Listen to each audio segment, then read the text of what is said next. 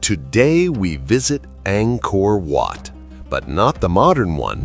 We're going to the year 1296. I'm Arthur. Join me on this journey through the past. Angkor, Cambodia, the year 1296. A Chinese diplomat named Zhao Daguan arrives at the gates of the largest city on Earth. Population 750,000. For context, London at the same time has roughly 80,000 people. Paris has maybe 200,000. Angkor is still vastly larger than anything Europe can imagine. At its heart stands Angkor Wat, the largest religious structure ever built, not just in its time, ever, even today. But here's what makes this story extraordinary. This massive civilization was built entirely on water, an engineering system so sophisticated it sustained 750,000 people for 500 years. And when the climate turned chaotic, that same water destroyed everything. I've used modern AI to reconstruct Angkor at its absolute peak, before drought, before flood, before collapse. We're going to walk through the world's greatest hydraulic city, meet the only eyewitness who documented it, and discover how the water that built an empire also drowned it. But first, I want to take a quick second to thank my amazing channel members on the screen right now, and a huge shout out to JEH Love 84 for being member number 1. If you want to support the channel, consider hitting the join button below. All right, let's get back to the story. The year is 1113. A prince named Suryavarman II murders his great-uncle, the king, and seizes the Khmer throne through violence. He's an usurper. His legitimacy is questionable. His enemies are numerous. So he does what ambitious rulers throughout history have done when their authority is challenged. He builds a monument so massive, so magnificent, that it transforms violence into divinity.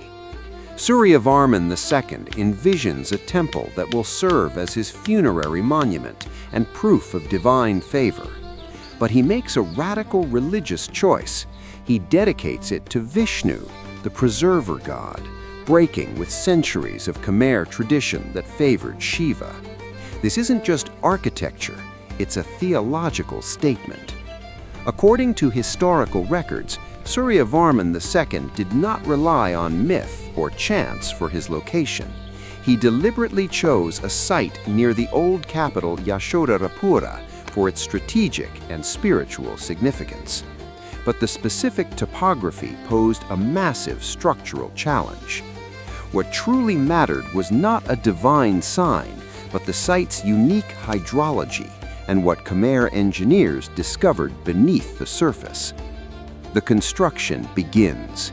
37 years, 300,000 workers, 6,000 elephants, sandstone blocks quarried from Kulen Hills, 50 kilometers away, transported by canal and river during monsoon season, when water levels allow massive barges to move stones weighing up to 1.5 tons each. The scale is staggering. 400 acres, 4 times the size of Vatican City. The central tower rises 65 meters, visible for miles across the flat Cambodian plains. The outer wall stretches 3.6 kilometers. Inside, artisans carve over 1,200 square meters of bas-reliefs depicting the churning of the ocean of milk, the battle of Kurukshetra, Vishnu's cosmic forms, Hindu mythology rendered in stone with a precision that won't be matched for centuries. But the real engineering marvel isn't what you see, it's what lies beneath. Angkor Wat is built on sand. The soil of central Cambodia cannot support the weight of millions of tons of sandstone. The entire structure should have collapsed under its own mass within years. The Khmer engineers solved this with water and a hidden ingredient, laterite.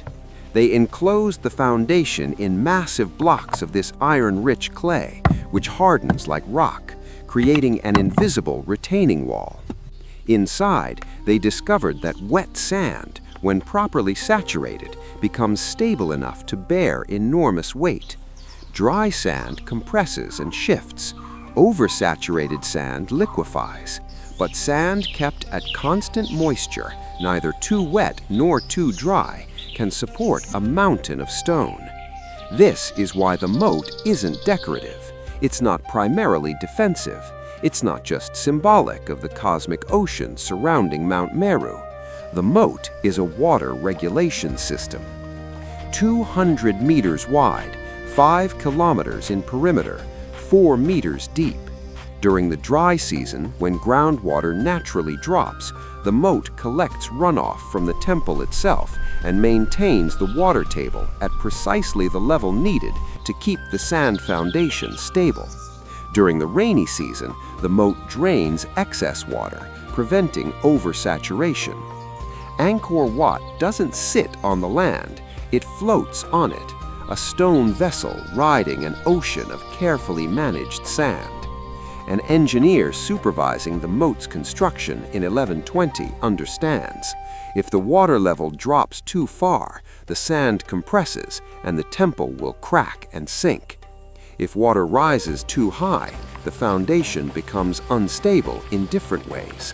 The margin for error is measured in centimeters. This is the genius and the vulnerability of Angkor. Water gives it life. Water will also kill it. By 1150, Angkor Wat is complete. Suryavarman II has achieved immortality in stone. His funerary temple stands as proof of divine favor, architectural mastery, and absolute power. But the temple is just the crown jewel. The city sprawling around it is about to become something the world has never seen. Angkor Wat floats on sand. The city that grows around it floats on water. By the late 1100s, the Khmer Empire controls much of Southeast Asia. But in 1177, disaster strikes. The Charm Kingdom from what is now Vietnam launches a naval invasion up the Tonle Sap Lake and sacks Angkor. The capital burns. The king is killed. From the chaos emerges Jayavarman VII. He expels the Charm invaders, seizes the throne at age 55, and does something unprecedented. He transforms Angkor from a major city into a hydraulic megacity that will reach 750,000 inhabitants, making it the largest pre-industrial urban center on Earth. When we talk about the largest city before the Industrial Revolution, we're not talking about Suryavarman II's Angkor Wat.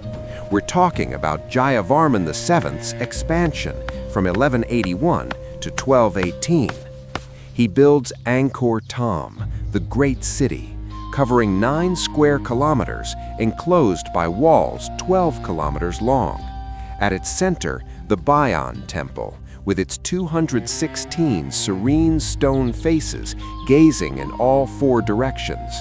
He constructs Ta Prohm, dedicating it to his mother. He builds Preah Khan for his father. But the empire's true genius isn't just visible from the temples, it's carved into the earth itself. Jayavarman VII inherits and expands a hydraulic system of inhuman scale. Earlier kings had built the colossal West Baray, 8 kilometers long, capable of holding 50 million cubic meters of water, and the East Baray. Jayavarman VII perfects this network, adding the Jayatataka, or North Baray. Together, these reservoirs become visible from space centuries before satellites exist. These aren't just reservoirs, they're the foundation of a civilization that has solved the central problem of tropical agriculture: how to grow rice during both the wet season and the 6-month dry season. The Baray system captures monsoon rainwater, An intricate network of canals distributes it across thousands of square kilometers of rice paddies. The Khmer achieve 3, sometimes 4 rice harvests per year. This agricultural surplus feeds the 750,000 people of Greater Angkor. It funds the temples, it sustains the armies, it enables the empire. Jayavarman VII also makes a radical religious shift. He converts the empire from Hinduism to Mahayana Buddhism. This isn't just personal faith, it's a restructuring of cosmic authority. The God King concept, where the ruler is literally a divine incarnation, begins to erode. Buddhism's emphasis on merit and moral action threatens the absolute power structure that has sustained Khmer rule for centuries. He builds 102 hospitals throughout the empire, roads connecting Angkor to distant provinces, rest houses every 15 kilometers for travelers. This is infrastructure at a scale Europe won't match until the 1800s. But for centuries, scholars could only guess at the true scale of Angkor. The temples survived in stone, the houses, built of wood, vanished completely. The jungle swallowed everything. Early explorers knew Angkor was large, but how large? Then came 2012. Archaeologist Damian Evans and his team fly helicopters over the Cambodian jungle carrying LiDAR equipment, light detection and ranging.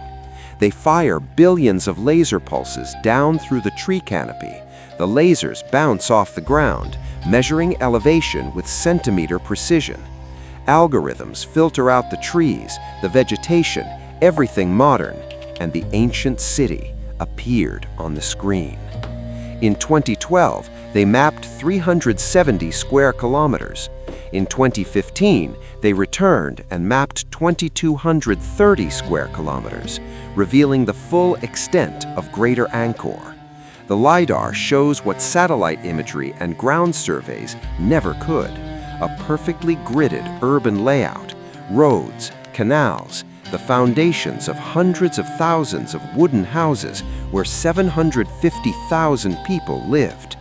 The scans reveal entire cities nobody knew existed.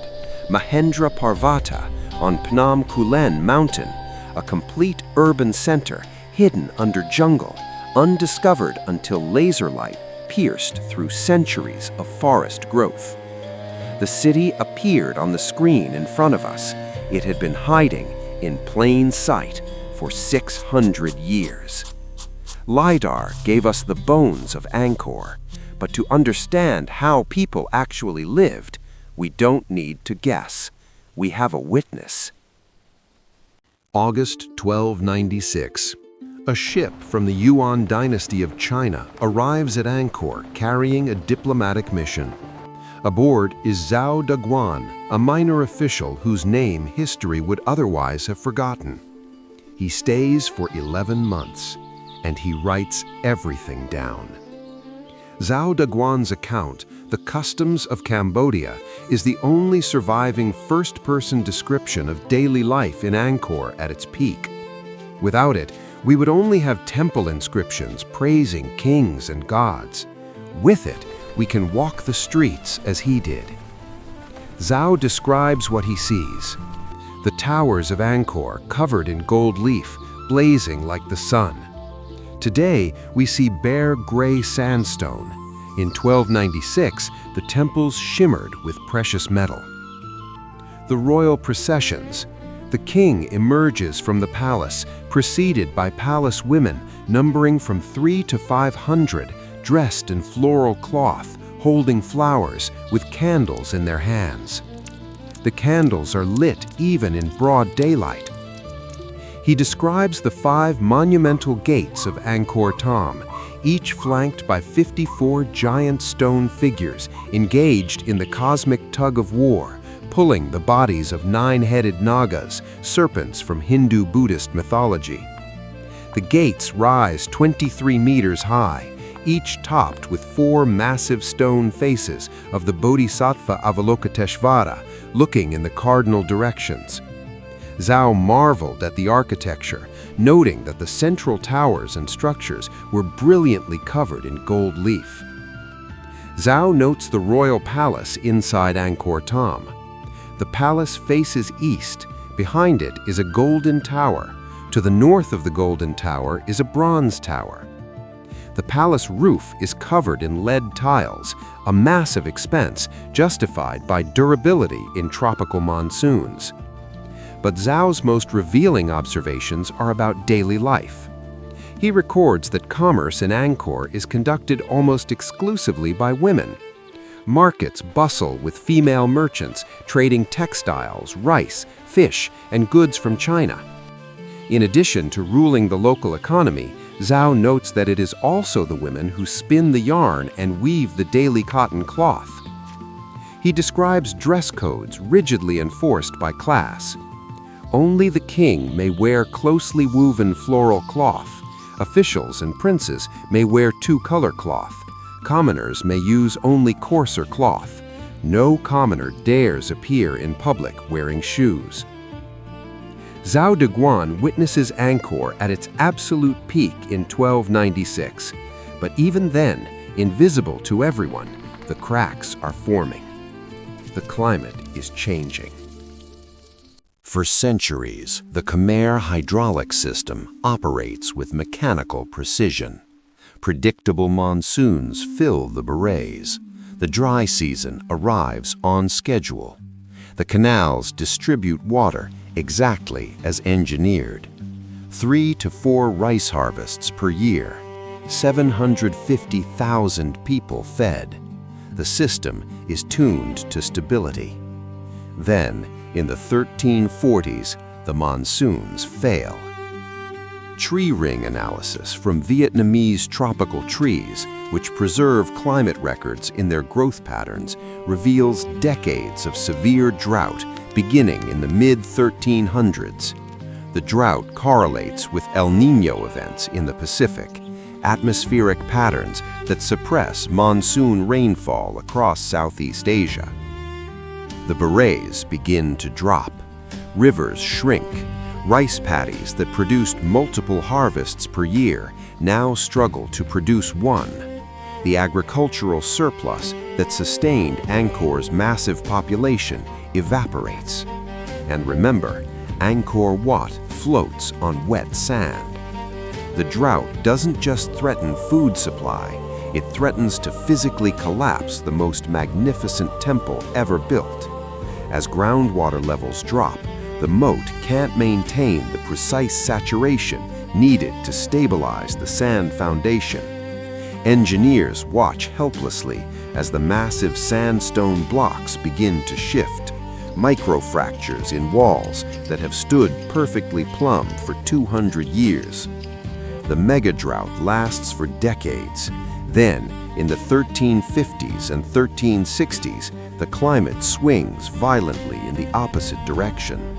Extreme monsoons arrive, rainfall so intense and sustained that the hydraulic system, engineered for stability, cannot handle the chaos. Canals designed to distribute water gently across paddies become raging torrents. Erosion carves channels 8 meters deep into canal beds. The outlet structures of the East Beret, designed for controlled release, are simply overwhelmed and destroyed. Archaeological evidence tells the story. Drill cores from moat sediments show massive influxes of sand and silt during this period, choking the canals. Bridges collapse. Temple stones are hastily recycled to rebuild critical infrastructure, something that would have been unthinkable during prosperous times, when cutting temple stone for mundane purposes would be sacrilege. The Siem Reap River, artificially modified for centuries to flow through the Angkor's canal system, breaks free and carves a new path, abandoning the engineered channels. Parts of the West Beret embankment fail. Pollen analysis from lake cores shows rapid reforestation around Angkor during this period, proof of agricultural abandonment. Fields that fed 750,000 people returned to jungle. Climate variability. Decades of drought, then decades of catastrophic flooding, then drought again. The hydraulic system, tuned to predictable monsoon cycles, simply cannot adapt fast enough. This is the paradox of complex systems. The sophistication that made Angkor powerful made it fragile. A simpler society, one dependent on rain-fed agriculture scattered across diverse microclimates, might have suffered losses but survived. Angkor's centralized hydraulic system was all or nothing. When it failed, everything failed. As water and food collapse, the empire begins to fracture, and enemies are watching.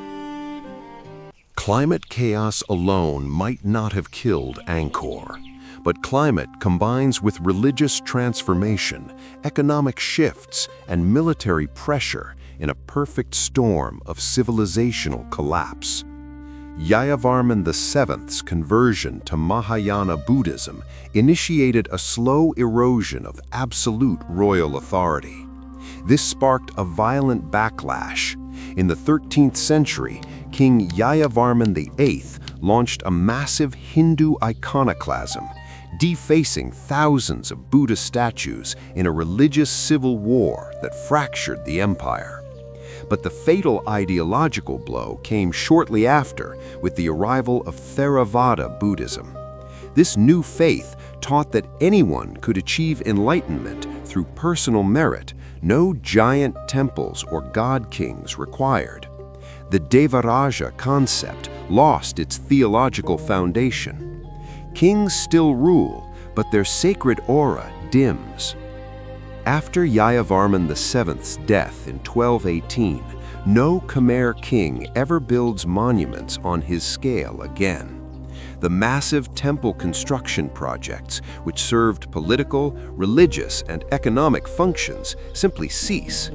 Stone inscriptions, which documented royal achievements for centuries, become rare and eventually stop entirely. This isn't just cultural decline, it's a fundamental shift in how power operates. Without grand construction projects, kings can't mobilize mass labor, can't demonstrate divine favor, can't bind the elite through participation in sacred works. The centralized authority that managed the hydraulic system weakens. Meanwhile, new economic realities favor different locations. Maritime trade with China grows increasingly important. The rise of powerful merchant networks means that coastal ports, not interior agricultural centers, become wealth generators. Phnom Penh, located at the confluence of the Mekong, Tonle Sap, and Basak rivers, offers better access to maritime trade routes than landlocked Angkor. The elite begin to drift south. And then there are the invasions. In 1351, the Ayutthaya kingdom rises in what is now Thailand. In 1393, Ayutthaya armies capture Angkor, briefly installing a puppet ruler. The city is sacked, looted, and occupied. But here's what's crucial. The 1393 invasion finds a city already in decline. Archaeological evidence shows no signs of sudden catastrophic destruction. Instead, there's gradual abandonment over decades, elite families relocating, maintenance on the hydraulic system decreasing, parts of the city returning to forest even before 1393. The traditional narrative claims Angkor fell in 1431 when Ayutthaya sacked the city definitively. That's partly true. In 1431, King Panyayat makes the official decision to abandon Angkor as the capital and move permanently to the area that will become Phnom Penh. But the truth is more complex. 1431 wasn't the cause of Angkor's collapse, it was the confirmation. Decades of climate chaos had destroyed the hydraulic infrastructure. Religious transformation had eroded royal authority, Economic shifts had moved wealth elsewhere. The 1431 sack was the final blow to a civilization already dying. Angkor, the city, died, but the temple, it refused to die. When King Panyayat abandons Angkor in 1431, he doesn't abandon Angkor Wat. The difference is crucial. The city, the wooden houses, the markets, the palaces, empties. The 750,000 people disperse. The canals clog with sediment. The jungle returns. But Angkor Wat transforms. Hindu temple becomes Buddhist monastery. Royal funerary monument becomes pilgrimage site. And Buddhist monks, understanding what the Khmer engineers understood centuries before, keep the moat filled. Every dry season, when groundwater drops, the monks ensure water flows into the moat. They're not maintaining a defensive perimeter or performing empty ritual. They're keeping the sand wet. They're preventing the temple from sinking into the earth.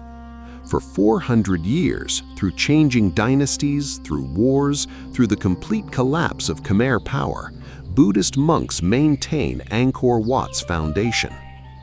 They don't fully understand the engineering. They simply know if the moat goes dry, the temple cracks. In 1566, King Bahram Rachaya I briefly attempts to restore Angkor as a royal center, reoccupying parts of the city for a decade before abandoning it again. In 1632, Ukendayu Kazufusa, a Japanese merchant adventurer, celebrates Khmer New Year at Angkor, documenting a community of Japanese expatriates who've settled there and integrated with local Khmer.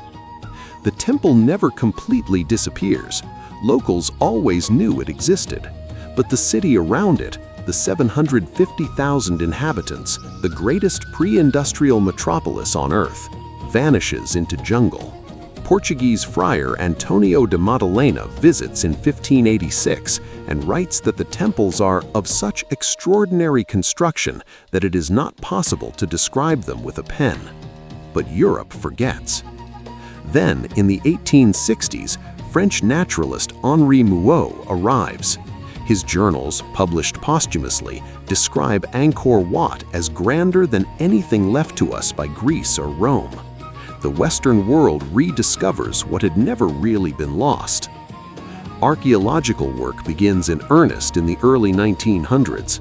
Conservation efforts start, but it's not until 2012, when LiDAR penetrates the jungle canopy, that the full scale of the city becomes clear. Today, Angkor Wat receives over 2 million visitors annually.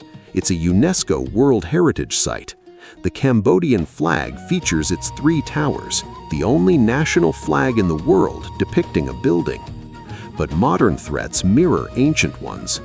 Hotels and resorts drill wells for water, lowering the regional groundwater table. If the water table drops too far, the sand dries. If the sand dries, the temple, which has survived 900 years, could collapse within decades. Engineers now monitor the moat levels with precision instruments, just as Khmer engineers did centuries ago with simple observation and experience. They understand Angkor Wat still floats, and if the water disappears, so does the temple. 750,000 people, the largest pre-industrial city on Earth. A temple floating on wet sand, a civilization floating on water. The Khmer built something unprecedented, a city where engineering became religion, where water was sacred because it was survival. The moat wasn't decoration, it was the foundation. The berets weren't ornamental, they were life itself. For 500 years it worked flawlessly. Stable monsoons, reliable water, predictable cycles, a hydraulic machine tuned to perfection. But when climate turned chaotic, decades of drought, then catastrophic floods, that perfection became fragility. The complexity that made them powerful made them vulnerable. The very water that built Angkor destroyed it. Yet here's the paradox. The temple survived because monks kept the moat filled, century after century, maintaining groundwater, keeping the sand wet, ensuring the foundation stayed stable even as the city returned to jungle. Today, Angkor Wat still floats. LiDAR revealed the hidden city in 2012. Joe Dagwan's 1296 account came back to life, and we finally understand this wasn't just architecture, it was a partnership with water itself. Build with nature, thrive for centuries. Fight nature, collapse in decades. Angkor didn't fall to invasion. It drowned in its own sophistication when the climate stopped cooperating. The question isn't why Angkor fell, it's how anything that complex survived as long as it did. From a temple floating on carefully managed sand to a megacity swallowed by the jungle, which ancient engineering marvel should we uncover next? Drop your comment below. And if you want to dive deeper into the secrets of the Khmer Empire, I've linked some essential books in the description. See you on the next journey.